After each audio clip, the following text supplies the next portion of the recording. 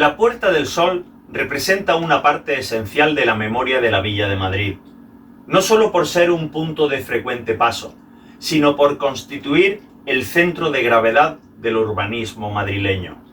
La plaza ha ido adquiriendo su carácter de lugar de importancia histórica desde sus inciertos inicios como calle ancha e impersonal en el siglo XVI, hasta las descripciones de los primeros viajeros románticos, las recepciones de reyes, las rebeliones populares, manifestaciones, etc.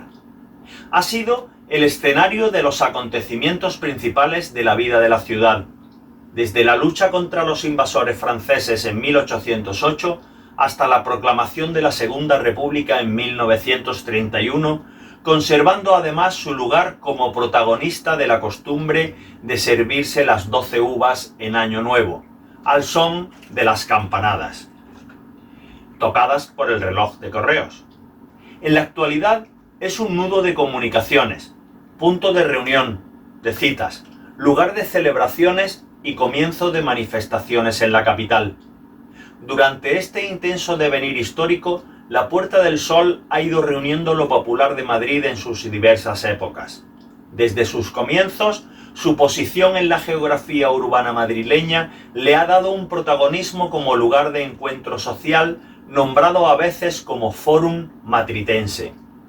Ha sido definida también como Plaza y Foro de España por Antonio Machado, y Ángel Fernández de los Ríos mencionó que no hay allí un palmo de terreno que no esté regado con la sangre de patriotas, de facciosos o de revolucionarios.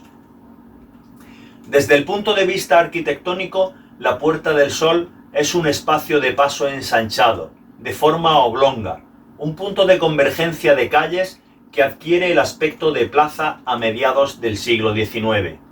En dicho espacio desembocan una decena de calles, que en el siglo XIII eran 11.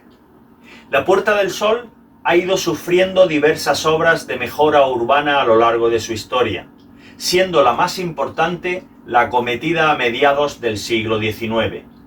En muchos casos, la actuación urbana realizada a lo largo de su historia ha borrado poco a poco importantes edificios del pasado. De todos ellos, el único sobreviviente es la antigua Casa de Correos, que después fue la sede del Ministerio de Gobernación y en la actualidad sede de la Comunidad de Madrid. Se trata del edificio más antiguo de la Puerta del Sol actual. El segundo en antigüedad es la Casa Cordero, que a lo largo de la historia de la plaza ha ido cambiando de uso. La Puerta del Sol ha entusiasmado a diversos escritores desde los comienzos de su historia, y muchos de ellos han incluido en este espacio en sus obras literarias. Ramón Gómez de la Serna y la generación del 98, en sus obras madrileñas, han descrito el ambiente social de este centro. En ellos describen la animación existente de sus actividades diurnas. Desde Lope de Vega hasta Ramón Gómez de la Serna, las descripciones literarias son frecuentes, quizás por las tertulias literarias del siglo XIX en sus famosos cafés. En cuanto a los orígenes, nos encontramos que los historiadores especializados en los orígenes de Madrid muestran que los primeros pobladores del área madrileña fueron las tribus prerromanas de los carpetanos. Sus poblados se establecieron en la zona cercana al actual Palacio Real. Poco se sabe de los asentamientos romanos que al invadir Hispania se asentaron en Madrid, y se desconocen las costumbres y formas de habitar los antiguos poblados que proliferaban por los alrededores. Las primeras noticias del asentamiento primitivo, que a manera de población eran denominados Majerit, datan de la época de la invasión musulmana de la península ibérica, cuando se establecieron en la zona realizando una fortificación amurallada que rodeaba y defendía a la población de posibles ataques. Los intentos posteriores de Ramiro II de León y el conde de Castilla Fernán González para tomar la plaza fortificada tuvieron éxitos momentáneos en el año 932. Durante los años de la Reconquista, el centro del Majerit musulmán era la plaza del Alcázar, que se encontraba ubicada en medio de olivares, y probablemente en el lugar de la construcción conocida con el nombre de Alcázar, incendiada en 1734 y en cuyo emplazamiento se edificó el actual Palacio Real. Por fin, la plaza fue tomada por los cristianos durante el reinado de Alfonso VI en 1085. Más de un siglo después, en el siglo XII, el crecimiento del caserío hizo necesario construir una muralla que por el este tenía la puerta de Guadalajara situada aproximadamente a la altura del actual mercado de San Miguel. Otra puerta de la época medieval, relativamente cercana, perteneciente a la misma cerca que la puerta de Guadalajara, era la denominada Puerta Cerrada, en la actualidad convertida en una plaza. Madrid es considerada como ciudad a partir de la Carta de Población del Vicus Sancti Martini, concedida por Alfonso VII en 1126. Dicha carta hace que la nueva población surja como dependiente administrativamente de un prior. Desde entonces, y como era normal en la época, el caserío se extiende extramuros y a la derecha de la puerta de Guadalajara nace la llamada entonces Plaza del Arrabal, que se convertiría siglos después en la Plaza Mayor. El caserío creció hasta el punto que fue necesario construir otra cerca, ya en el siglo XIV, en que la puerta de Guadalajara se desplazó hacia el este y la nueva puerta orientada hacia el nacimiento del sol se llamó Puerta del Sol, por la misma razón que la Puerta de Salamanca. 3 siglos antes, en una zona cercana a lo que sería la Puerta del Sol, se encontraba el arroyo del Arenal, donde surgiría posteriormente un núcleo de población, el arrabal de San Ginés. La otra zona se encontraba en la zona septentrional cercana al Postigo de San Martín, cerca de la actual Plaza del Callao, y estaría inicialmente muy desprovista de edificios. El arrabal de San Ginés se asentó en la orilla meridional del arroyo. Esta zona tendría una intensa actividad artesana y hostelera en forma de mesones, todo ello consecuencia inmediata de ser paso importante de acceso a la nueva ciudad. Hacia 1420 puede suponerse que una hilera discontinua de viviendas empezara a conformar el tramo de la calle Mayor. Todas esas calles acabarían teniendo una salida común de la ciudad en la puerta que el pueblo denominaría Puerta del Sol, la cual se encontraba en la entrada de la actual calle Preciados. La descripción que hacen los documentos de la época parece dar mayor relevancia a la Puerta de Guadalajara en detrimento de la incipiente calle ancha que será la Puerta del Sol. Para saber el tamaño de tal calle, algunos cronistas mencionan que la anchura de la puerta apenas superaba la de 2 carros. Muchos de los historiadores de Madrid, como es el caso de López de Hoyos, mencionan a la Puerta del Sol en la época medieval como un tránsito, camino y entrada de Madrid.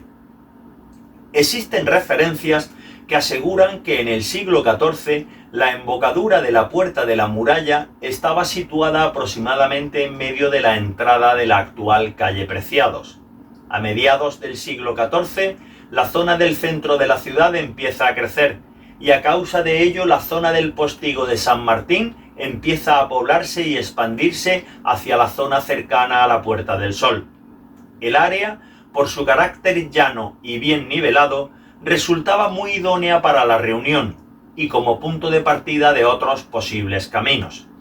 En 1478, la Puerta del Sol es mencionada como una entidad urbanística y en 1481 se cita documentalmente por primera vez en la descripción de un pleito popular relativo a la demarcación de las jurisdicciones de las parroquias de San Ginés y San Martín, ambas en disputa desde antaño. La parroquia de San Ginés había expandido su área hasta ocupar el arrabal del Arenal, hoy calle del Arenal, extendiendo su influencia hacia la actual calle Preciados.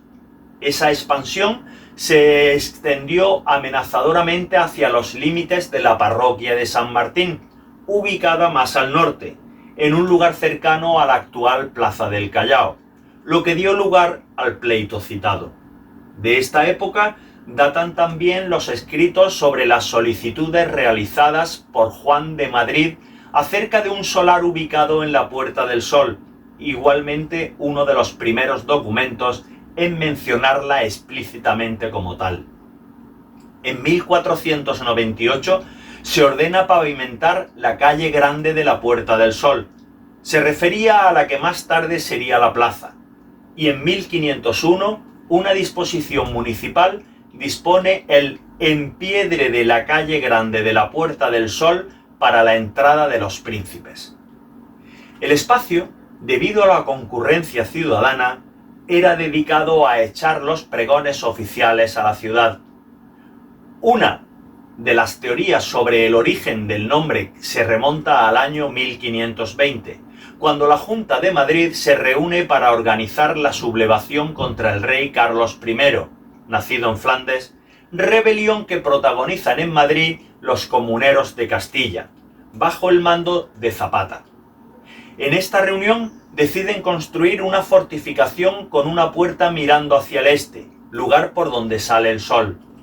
Los comuneros habían extendido su rebelión por los diferentes territorios de Castilla contra el que denominaban rey extranjero, y la población de Madrid se defendió de las tropas imperiales mediante la construcción de fortificaciones. Esta suposición, aún documentada y validada por varios estudiosos, es puesta en duda por recientes investigaciones. Otra teoría acerca del origen del nombre menciona como un pintor anónimo hiciera una pintura o relieve de un sol en una de sus puertas, dando lugar con el transcurso de los años al nombre actual. El espacio no cobra su aspecto de área rectangular tipo plaza, permaneciendo como una encrucijada de diversas calles hasta rebasado el primer cuarto del siglo XVI. En 1570 se derriba el muro del fuerte y el área se despeja en forma de plaza, frecuentada por aguadores y vendedores ambulantes. Aparece una fuente en su centro, la fuente de la Mariblanca. La imagen de la Puerta del Sol a mediados del siglo XVIII era la de un conglomerado de casas desiguales, la mayoría de un solo piso. El barrido de las calles se hacía de forma semanal. En los corrales existían a menudo caballerías muertas, y el olor era insoportable en algunas zonas a causa de la putrefacción y la acumulación prolongada de basuras. La situación cambió paulatinamente durante el reinado de Fernando VI, siendo el cambio más significativo el que le experimentará con Carlos III. Las primeras grandes construcciones. En los inicios del siglo XVI, el espacio de la Puerta del Sol era un paso ensanchado con diversos edificios importantes, cada uno provisto de lonjas, en las que se reunían los habitantes para comerciar con diversos productos, socializar con vecinos, enterarse de nuevas, divulgar noticias, etc. La importancia de la Puerta del Sol en el siglo XVI era escasa comparada con otras zonas de Madrid, mostrando las crónicas de la época que eran más relevantes la Plaza del Salvador, antecesora de la Plaza de la Villa, la Puerta de Guadalajara y ante todo la Plaza Mayor. La denominación de calle grande era habitual en los documentos de la época. La calle ensanchada, que es la Puerta del Sol de finales del siglo XV, fue empedrada y la repercusión del coste final de tal mejora acabó en disputa entre el ayuntamiento y los primeros vecinos de la Puerta del Sol. Estos alegaban que la obra debía ser costeada por el ayuntamiento, algo que éste negaba. El interés oficial respondía a una mejora del decoro y aspecto estético que mostraba la calle a las comitivas reales que habitualmente entraban en Madrid por la Puerta de Alcalá, camino del Alcázar. Los vecinos tenían interés en mejorar la comodidad de acceso y tránsito por las calles. Las comitivas más importantes en esas primeras épocas fueron la entrada de Carlos V en la villa y de la misma forma su hijo Felipe II el 6 de enero de 1560. En el siglo XVIII, existía una iglesia y hospital de la Inclusa para niños expósitos, ubicado en la calle Preciados. En las cercanías de la Puerta del Sol se fundó un convento de carmelitas calzados en 1573, sobre una antigua mancebía de la calle del Carmen que había sido desalojada en 1541. A pesar de que su advocación era la de San Dámaso Papa, durante su historia fue más conocido por el nombre del Carmen Calzado. La iglesia y el convento fueron exclaustrados y desamortizados en 1836, quedando únicamente en funcionamiento la iglesia, que actualmente es la parroquia de Nuestra Señora del Carmen y San Luis. Estas primeras construcciones de la Puerta del Sol se ven acompañadas en 1580 por las realizadas en la vecina Plaza Mayor. Tras haber trasladado la corte a Madrid en 1561, Felipe II encargó el proyecto de remodelación de la Plaza Mayor a Juan de Herrera, comenzándose el derribo de las casas de manzanas de la antigua plaza ese mismo año. La construcción del primer edificio de la nueva plaza, la Casa de la Panadería, comenzaría en 1590 a cargo de Diego Sillero, en el solar de la antigua lonja. En 1617 Felipe III encargó la finalización de las obras a Juan Gómez de Mora, quien concluirá la plaza en 1619. A partir de ese momento, ambos espacios cercanos rivalizan por ser lugar de celebraciones y congregaciones de los ciudadanos de la incipiente ciudad. La Iglesia del Buen Suceso. Esta modesta construcción databa del siglo XVI. La iglesia de Nuestra Señora del Buen Suceso, construida en 1529 y demolida en 1854, tuvo su origen en una modesta ermita medieval vinculada arquitectónicamente al Hospital de San Andrés, Hospital Real de la Corte. La primitiva iglesia y el Hospital del Buen Suceso estaban situados en el lado oriental de la elemental Puerta del Sol, entre las calles de Alcalá y la carrera de San Jerónimo. Era denominada inicialmente Hospital de la Caridad o de la Corte. Fue el primer gran monumento de la Puerta del Sol y durante sus 300 años llevó una existencia llena de reformas y descuidos que acabaron con su demolición a mediados del siglo XIX. Fue sin duda la imagen representativa de la Puerta del Sol durante este periodo inicial, anterior a las obras de ensanche de la puerta que se realizaron a mediados del siglo XIX. Los primeros vestigios de esta edificación datan de la época de Juan II. Inicialmente se fundó la ermita de San Andrés y un pequeño hospital, ideado con el fin de atender a los numerosos enfermos de la devastadora infección de peste que entró en Madrid en 1438. Este edificio fue cambiando de forma debido a las sucesivas reformas realizadas a su fachada y su estructura principal. También fue cambiando de funcionalidad y de hospital se convirtió poco a poco en iglesia. Este edificio religioso tuvo una gran relevancia durante varios siglos en la historia de la Puerta del Sol. Poseyó en su fachada durante siglos el reloj de la Puerta del Sol, hasta que a mediados del siglo XIX fuera sustituido por el de la Casa de Correos. La iglesia fue demolida en 1854, a causa de la desamortización de Mendizábal, dando lugar a la que sería después la gran obra de ensanche del siglo XIX. La reforma de la plaza, acaecida en el año 2009, volvió a renovar su protagonismo al descubrirse sus cimientos accidentalmente, hecho que provocó la paralización de las obras. En la actualidad pueden verse sus restos en los accesos a la estación de cercanías de Sol. Un pequeño bloque conmemorativo de la histórica iglesia, junto con una placa con su descripción, puede verse en la actualidad en la Puerta del Sol.